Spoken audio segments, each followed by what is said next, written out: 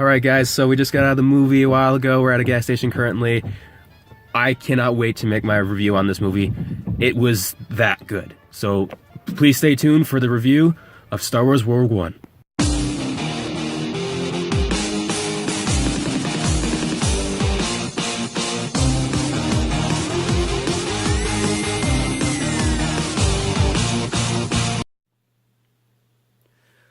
What is going on, guys? CrowShow coming at you with a little review on a movie. So how you guys doing? So today we're doing another movie review like we always do every time a new release comes out for a really big movie that we really want to go see, and we always review it with the details and how it was. And this, for the first half of this entire video, is going to be spoiler free, and then the other half is going to be spoilers. And you will see when it's spoilers as soon as the little thing that says spoiler alert comes up. Spoiler alert! So let's go ahead and get started. Star Wars Rogue One was by far the most beautiful, well-done Star Wars movie I have seen since The Force Awakens came out. That's needless to say that Force Awakens was perfect because, let's be honest, not all movies are perfect. There's some flaws and stuff like that. But you know what? It's okay because, you know, it was still good in general because it cleared the box office really freaking quick. And like all Star Wars movies that came out before it, it was the same exact thing. When Rogue One came out, the freaking theater was packed. And I was not surprised in the least, because honestly, this movie was so kick-ass. Not to say that Lucasfilms has never made a kick-ass Star Wars movie, because when I first heard that Disney was going to be the new owner of Star Wars, I had my doubts. Very big doubts. And I didn't think they were going to be able to pull it off. But then when we started seeing the first teasers and everything with Darth Vader's helmet and everything like that in Force Awakens, I started seeing a little bit more brighter side to it and more faithful to the series, and I was honestly very intrigued. Then when I went to go see Force Awakens, it was unbelievably well done. Loved the story of BB-8, Kylo Ren, and Rey, and all of them. They were just all freaking amazing. I loved the outcome of that movie, and I am so stoked for the next chapter for The Force Awakens.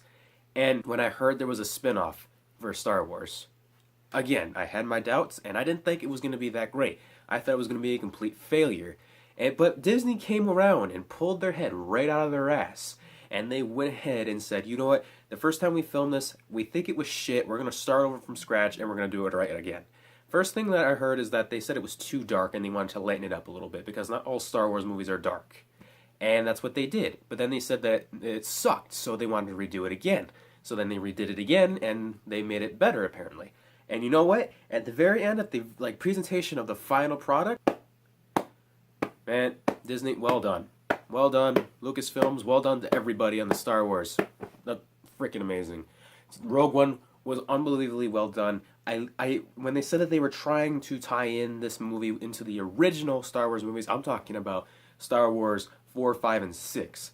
They did not disappoint. This movie actually tied in with the older movies, and I'm very happy that they did that, because there's been so many times where there's just been so many spin-offs and so many movies. Not a lot of them have been successful. But when it came to Star Wars, there was no telling what they were going to do. And you know what? They did just fine. Honestly, I'm actually glad, because I know there's going to be a lot of you out there that say that The Phantom Menace, Attack of the Clones, and Revenge of the Sith was stupid and horrible. They did have their flaws. But honestly, I'm glad they existed, because without their existence, some of the things that are in this movie you wouldn't really know unless you had watched it.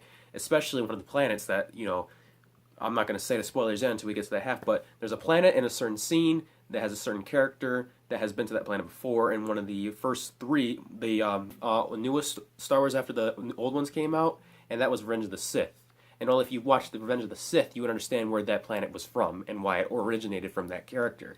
So I'm actually glad that the freaking prequels actually existed, because I'm glad I understand the full Star Wars story. Without it, I honestly don't think I'd be anywhere and understand anything at this point. I'm glad I know the backstory of all the characters, and I'm glad I know how it all comes down. It's just pure genius. Love Star Wars. I'm going to keep watching until there's no more Star Wars left. But yeah, that's just, wow, this movie was so great. I'm actually going to go see it a second time. It is that freaking good. If there's some of you out there that are very skeptical on going to see it, don't be. I'm telling you right now from the bottom of my heart, this movie is worth going to see and spending every penny that you have just to be pleased. It is not a popcorn movie. It's nothing like that. And if you think it's a popcorn movie, then that's on you. You know, you think what you think, and that's it. But I honestly thought it was so well done. graphics, the cinematography, the CGIs were just phenomenal, and they looked real as fuck. That's just my opinion. I thought all around this movie was great. Now we're gonna move on to the spoilers. Spoiler alert! I said that there was a planet with a significant character that was on top of that planet. I was mostly talking about Darth Vader. Darth Vader, in one of the scenes near the middle of the end of the movie, you see him on the planet full of lava.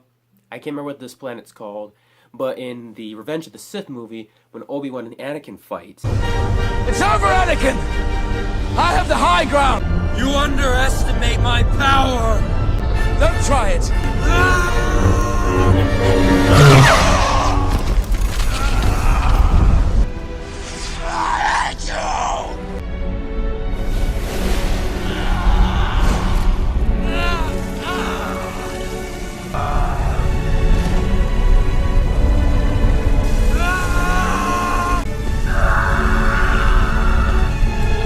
That's where he basically got, he started becoming Darth Vader. He originated from there. He got his legs cut off and his hand cut off from there. He became Darth Vader because he got disembodied from there. So it's only fair to see him back in that same spot where it all happened, and see him come from that spot originally, because it's like a man going to hell and then coming back unscaled. But in this case, Anakin went to hell and he came back with robotic limbs.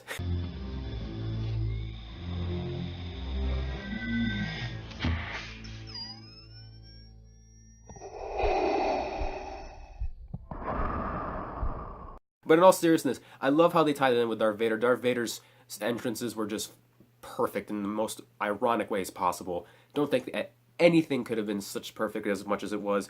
Darth Vader coming in and everything was fantastic. It was just unbelievably freaking well done. There's also a couple scenes with the characters from the original Star Wars movies, like the senator who was in charge of the entire rebellion, who was wearing that white gown, and she was in charge of leading everybody and everything. I thought that was really well done, how they put her in there, along with Senator Organa. That was basically Princess Leia's dad that raised her, but he was just the regular senator from the prequels that came out, and he helped Luke and Leia pretty much stay separate from Darth Vader from ever being discovered, and he was still in the movie, and I thought it was fantastic to see him back in the movie, and I immediately pointed him out to my one friend who had no idea who he was, and because I played the Force Unleashed games, it actually made more sense to me because I knew that character very well.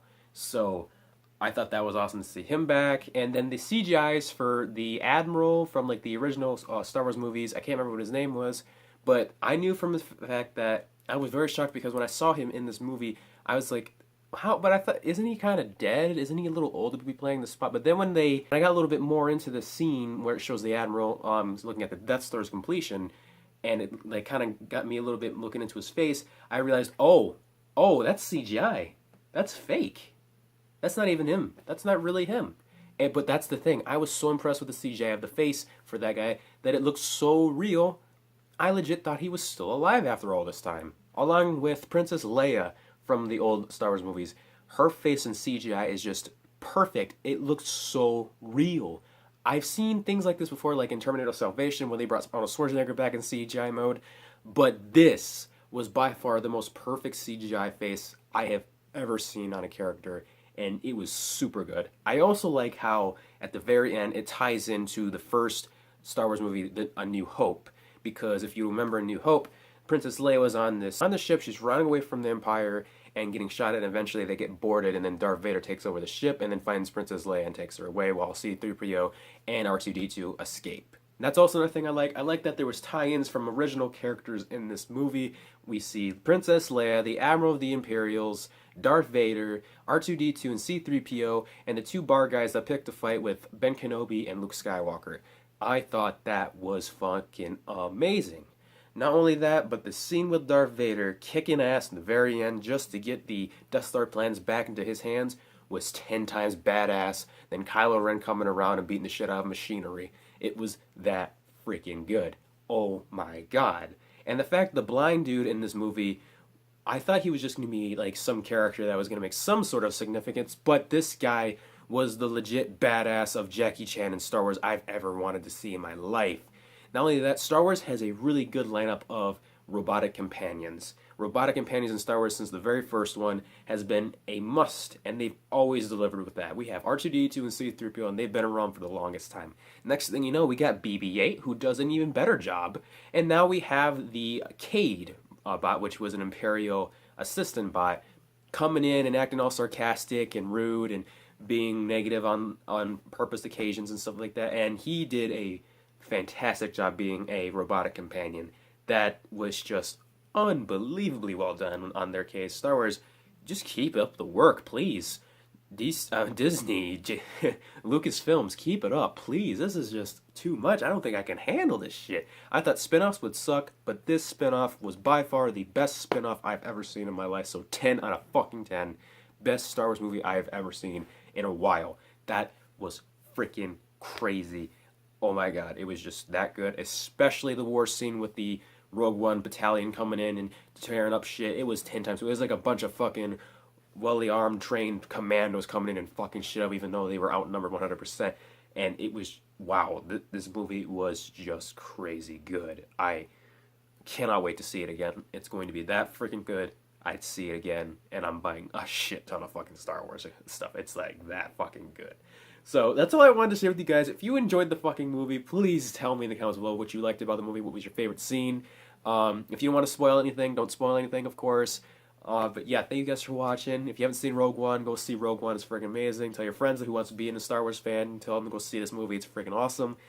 I can't wait for this movie to come out on DVD. That is a must-have for me in my case. So yeah, thank you guys for watching, and I'll see you all later. May the Force be with you. Then we gonna fall, then we let it pop, don't let it go. Come on, X gon' give it to ya, he gon' give it to ya, X gon' give it to ya.